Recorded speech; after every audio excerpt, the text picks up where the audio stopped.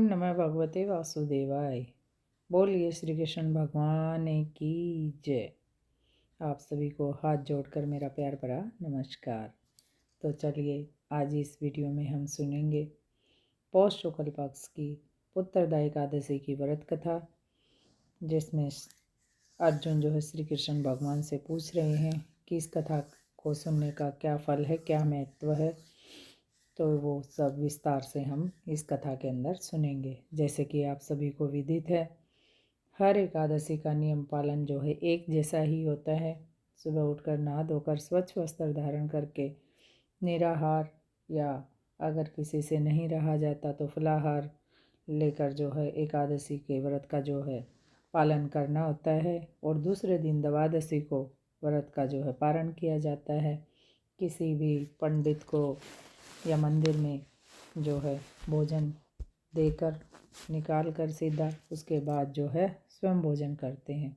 अगले दिन द्वादशी को खिचड़ी या किसी भी चीज़ का भोजन बनाकर गाय को भोग लगाकर पंडित को देकर तब जो है खाना जो है खाते हैं।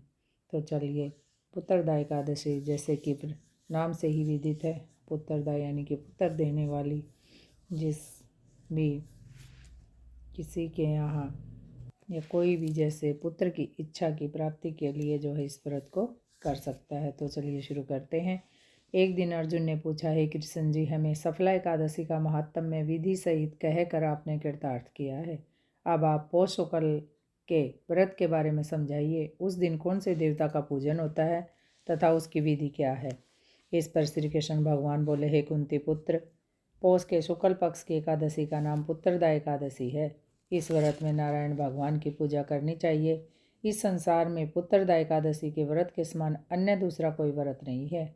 इसके पुण्य से मनुष्य तपस्वी, विद्वान और धनवान होता है। इसकी एक कथा है, उसे सुनो। भद्रावती नगरी में सुकेतु नाम का एक राजा राज्य करता था। वह निसंतान था। उसकी स्त्री का नाम सेव्या था। वह सदैव निपुत्री होने के कारण चिंतित रहती थी। उस पुत्रहीन राजा के पिता रोकर पिंड लेकर लेते थे और उन्हें बाद में कौन पिंड देगा। उधर राजा को बंधु बांधव, मंत्री, मित्र, राज्य, हाथी, घोड़ा आदि से भी संतोष नहीं होता था।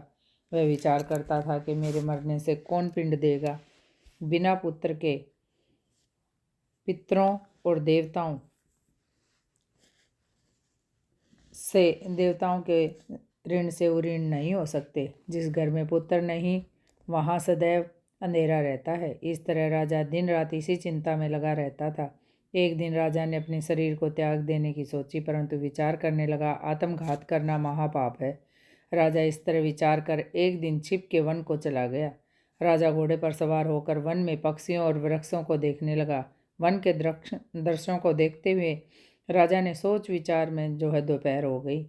अब राजा को भूख प्यास लगने लगी। वह सोचने लगा, मैंने अनेक यज्ञ किए हैं और ब्राह्मणों को मधुर भोजन कराया है, परंतु फिर भी मुझे यह दुख क्यों मिल रहा है।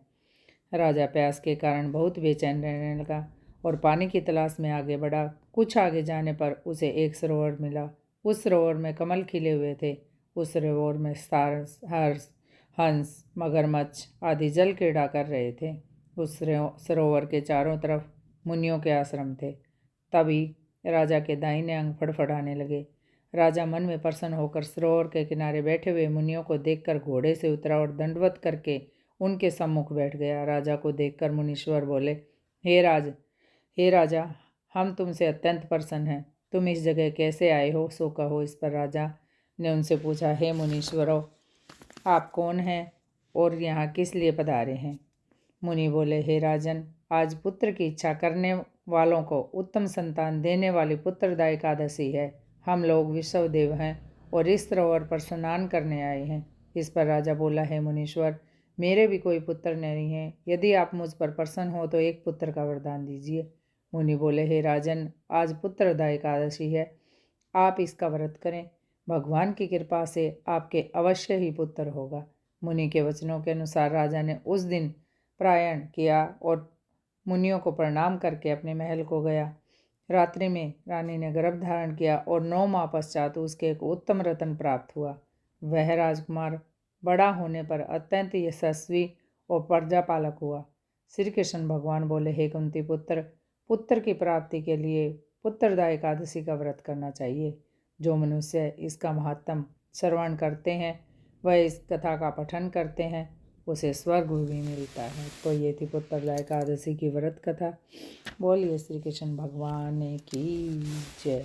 ओम नमः भगवते वासुदेवाय।